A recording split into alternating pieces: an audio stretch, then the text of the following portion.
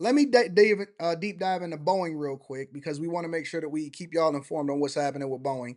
Just from a financial perspective, Boeing is basically getting no sales over the last 2 months. They said that Boeing got no orders for a 737 Max for the second straight month. Check it out.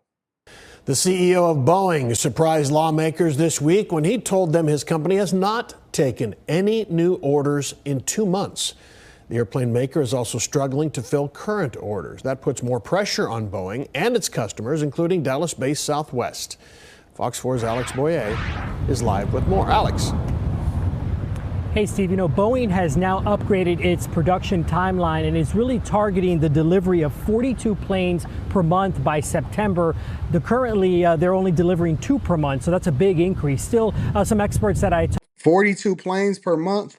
Hey, remember when we had a conversation about the aerospace industry and hospitality and things like that? And I was saying that I never, ever, ever invest in certain industries, especially that have or is affected by the whims and the woes of what's happening within the general public or the national economy, including hotels. We don't invest in airlines. We don't invest in plane companies. We don't invest in any of these. Now, let me also say this because one of the things that I talked about yesterday was the fact that I don't believe, even though this Republican guy that grilled Boeing, and I'm gonna bring him back to the front of the congregation because I know that he has some additional context he wanted to add into the conversation in addition to what he said to the actual CEO.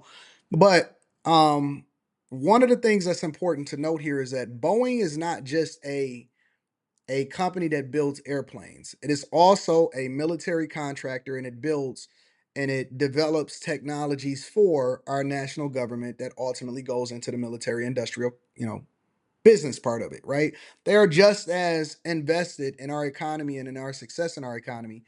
Um, and I know it's a publicly traded company, but ultimately is 100% a military contractor also. So take that into consideration in addition to just whether or not they selling planes. All right. talked to really think that the Shout delay out to in England. these plane deliveries is going to it's going to affect the summer travel season. The announcement comes on the same week that the CEO was grilled by members of Congress over ongoing safety concerns. Boeing is trying to ramp up production of its 737 fleet after supply chain shortages and ongoing heightened regulation scrutiny delayed deliveries of its popular planes. We've heard those concerns loud and clear. Our culture is far from perfect, but we are taking action and we are making progress. CEO Dave Calhoun testified before members of Congress on Tuesday. Calhoun told the lawmakers Boeing has not had any new orders for its planes in the past 2 months. When you're an aircraft manufacturer, those typically come in blocks. And so for all we know, next month, they're going to get a block of orders for 100 aircraft from a different airline or a different carrier. Ron McCallan is an aviation attorney and pilot. The increased scrutiny on Boeing came after a door plug blew off of an Alaska Airlines Boeing 737 jet in midair. No one was hurt. Calhoun said Boeing is taking steps to be more proactive. Transparency is really important if Boeing wants to have a continued future. This week, Boeing updated its supply schedule. The company hopes to deliver 47 planes per month by March 2025 and 52 planes per month by September 2025. They've currently been delivering just 2 per month. Southwest Airlines has been hit especially hard by the delays because the carrier only operates Boeing aircraft. I'm looking at and Southwest Airlines has been in the news a lot lately for a lot of problems that they've been having in their aircraft mid-flight. I'm looking at Boeing stock right now, and year to date is down 25%. 6 months is down almost 30% at 29%. So I'm wondering if this is a quick flip, but we'll get there. I think that this whole thing with Boeing is going to blow over a period of time. I don't think that it's going to be a long lasting problem. I think that once they buy aerospace systems, the supplier that's having all of these issues with the tube that they basically built for the plane itself, and they get past this whole whistleblower situation, I'm wondering if we got a 30% discount on Boeing stock. Now, I don't advise or I don't advocate for people to ever invest in this, but this may be a play. Because once they fire their CEO, because they're not just gonna let him go, they ultimately gonna give him a pay package. The CEO is also a part of the board. the board approved for him to continue to stay on in order to steer them through this. When we get past all of this Congress stuff and stuff like that, I'm also wondering if this is a financial play. In an earnings call last month, CEO Bob Jordan said it's getting less than 1/4 of its ordered jets from Boeing. Travel experts say the delays could impact the summer travel season, with some carriers forced to reduce certain routes. I think it's concerning, certainly for anybody who flies, and those Southwest loyalists. This is not news that they'd like to hear. And a Southwest Airlines spokesperson tells me that the flight schedule... Yeah, I'm going to add this as a part of the new stock club. I'm going to do some extensive research before we talk about it next week. And then we're going to have to make an informed decision on whether or not we want to invest in aerospace, because it may be a play. It may be a play. I know they're trying to get to the Southwest CEO too, but it may be a play, y'all. Are discussed every quarter, so he expects to have more information about any possible changes to the flight schedules during the next quarterly earnings call that is set to take place on July 25th. So July 25th is the next earnings call, which is roughly a little over a month away from now. This is the senator that ultimately grilled Boeing and has becoming more relevant as a result of a Josh Hawley. This is what he had to tell CNN News as a result of what he, was advocating for, is that it's not the workers' fault, it's the C-suite level. Calhoun was supposed to address some of those concerns and his company's overall safety record in a hearing on Capitol Hill yesterday. Instead, couldn't even Calhoun talk. faced intense questioning after saying he was proud of Boeing's safety culture. For the American people, they're in danger. For your workers, they're in peril. For your whistleblowers, they literally fear for their lives, but you're getting compensated like never before. Don't you think maybe your priorities are misplaced here? I mean, don't you think maybe it's time to get back to focusing on making quality planes and paying your workers well and taking care of the little guys who got you to where you are? That's not a rhetorical question. Senator, I don't recognize any of the Boeing you described. That was Missouri Republican Senator Josh Hawley, who joins me now. Senator, did you get any satisfying answers from Boeing yesterday? No, not at all, Jake. It was a whole bunch of why he's not responsible. You had Calhoun sitting there. He's making $33 million a year. That is a 45% increase over last year. So let me add some context, because again, a lot of this is disingenuous. And although I do recognize that Boeing has a lot of responsibility, especially with regard to this whole whistleblower situation, and even when it comes to the suppliers, ultimately it rolls up to the top. Let me add some context, because a lot of people will say, and I've seen a lot of people over on another channel when they were in the chat, when they was talking about Boeing and stuff like that, because they were discussing it roughly after I was discussing it. And I've seen some people talking about, well, he makes $33 million a year and it's actually higher. Well, that was negotiated based off of the fact that he took over and he became CEO in the early 2020s during the pandemic, when everything was absolutely going to shit and everything was going to hell. He took over at a time where the plane manufacturer and the aerospace sector was suffering as a result of the pandemic. So his goal was to eventually ramp back up the company, lobby the federal government to eventually open things up so that they can start back flying planes, and that airlines would continue to order these planes. And then in addition to that, eventually lower costs. Okay, so a lot of people are not familiar with this because this is not a popular subject to talk about. The only thing that people care about is whether or not people are going to be held responsible for what's going on with the planes. But lowering costs, and the reason why you got to lower costs is because they were not making any money during the pandemic outside of the military division of what's happening over in Boeing. And that's how we break down the things that we look for. Is we look for growth in specific sectors within a company. So for example, if you have an Apple, you can break it out and you can say, well, the iPhone division and the sales of the iPhone continue to be robust, continue to go down, but it's robust because their margins are much higher because they have a built-in ecosystem that forces people to renew every so often. So it may not be renewal time here, but they're continuing to grow in India. And so we're going to break out and we're going to look at that segment. And then you look at the services division, where you got Apple Care Plus and Apple Arcade and all of that, right? And so the services may be growing exponentially because it's a relatively newer segment that they're adding as far as their earnings call, so that they're breaking it down from that perspective. So you got to divide Boeing up as far as when you're looking at the growth and where the problems are. It's one big company, but the military division, or the division that they actually use in order to service, the military industrial complex, let's just leave it at that, is much, much different than not getting orders over the last 2 months because it's hot right now and they don't want nobody to. Southwest ain't gonna be out here like, hey man, we placed the order while he was over there on Congress. It's a completely different thing. So he was tasked with staying on board in order to steer them through this time in which Boeing is basically having an uncomfortable uh transition over from making sure that they hold the suppliers accountable for the quality issues that they're ultimately delivering over to Boeing themselves, because they do have, suppliers like Spirit Aero Systems that they're now trying to buy in order to bring them in house.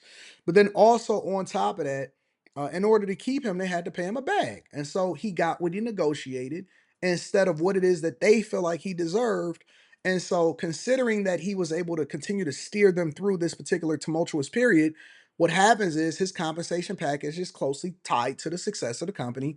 And so even though he may not make as much, his total package or his total compensation is going to be robust because he has equity in his whole idea of CEOs should only make a certain amount of money. You can't look at that in this small sphere. You can't look at that in a vacuum. You can't look at that based off of the recent quality issues. This is a pay package that was negotiated way before they started having these issues.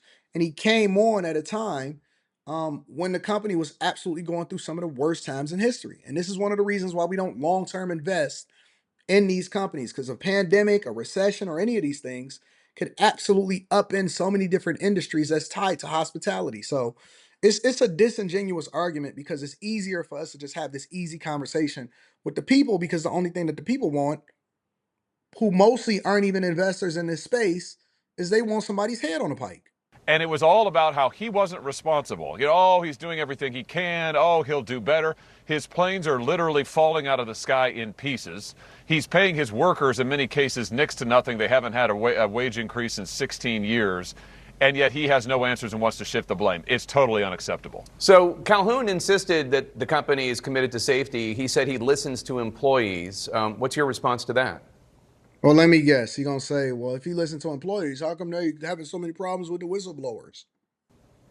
Well, he said that he hasn't even sat down with the whistleblowers, Jake. I mean, how about that? We've had numerous whistleblowers come to the Senate. They've testified under oath that they have been raising safety and quality concerns for years. These are engineers now.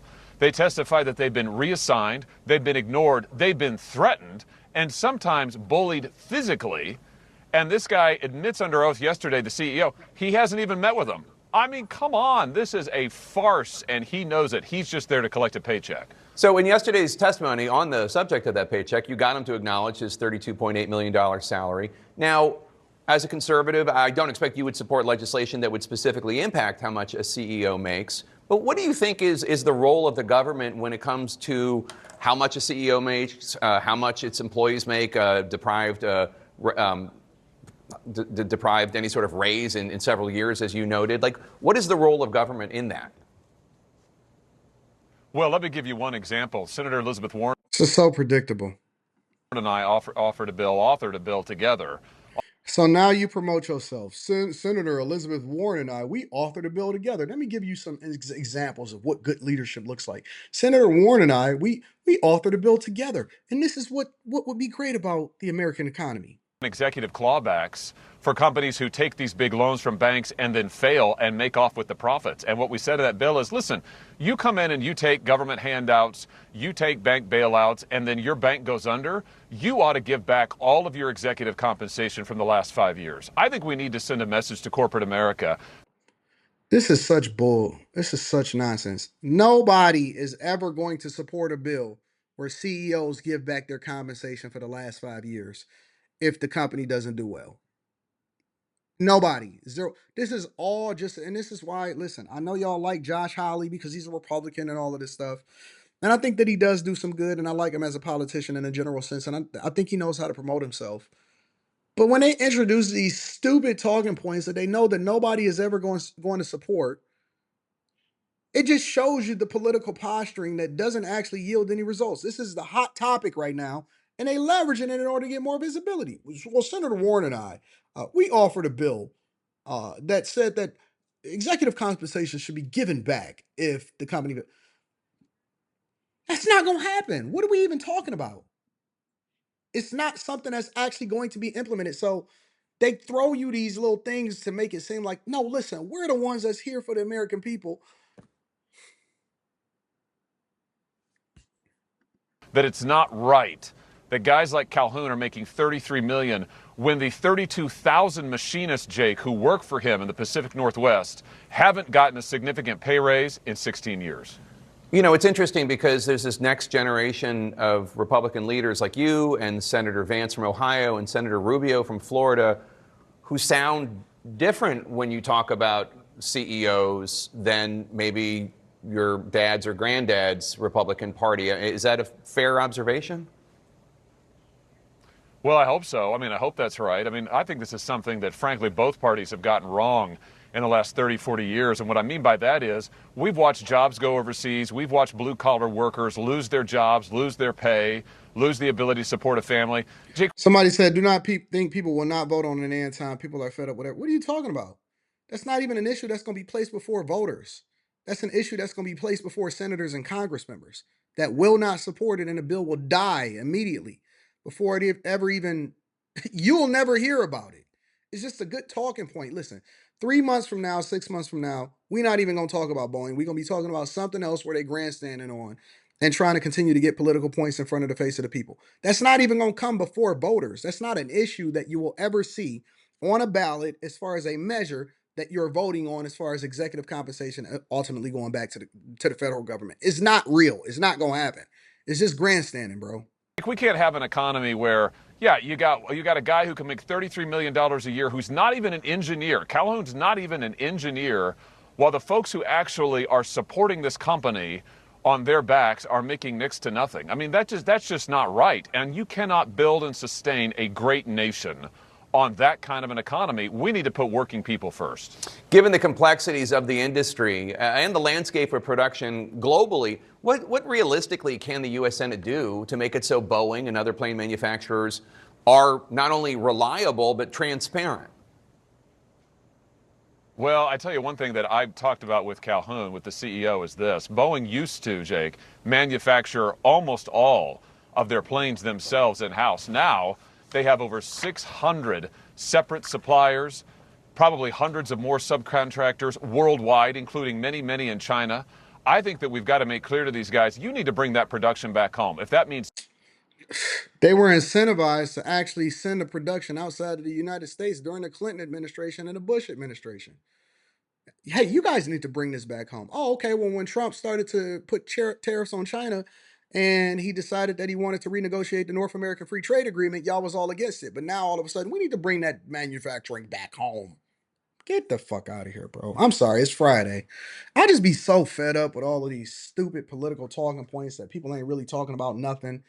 And all of this stupid, man, just and y'all gonna get finessed by it. No, he's for American jobs. He's a part of the establishment just like everybody else, bro. Part of the establishment was like, so y'all wasn't concerned when they started having all of these suppliers and they was using it in order to make more profits because they actually eliminated American jobs a long time ago. But now all of a sudden, we need to bring American jobs back to America. Get the hell out of here, bro. I don't want to see that. Anyways, that's what's happening with Boeing. I'm just not. I'm sorry, y'all. It's so hard for me to hear this and just take it at face value just because they said it or just because you align with a political party. I know he a Republican. I know, but so because he's a Republican or because he leans to the conservative side, all of a sudden I'm just supposed to side with him? No, I can tell a mole when I see. I can tell some fakeness when I see it, and we just gonna call it what it is. It's just corny. It's corny to me, bro. I don't like that. Anyway.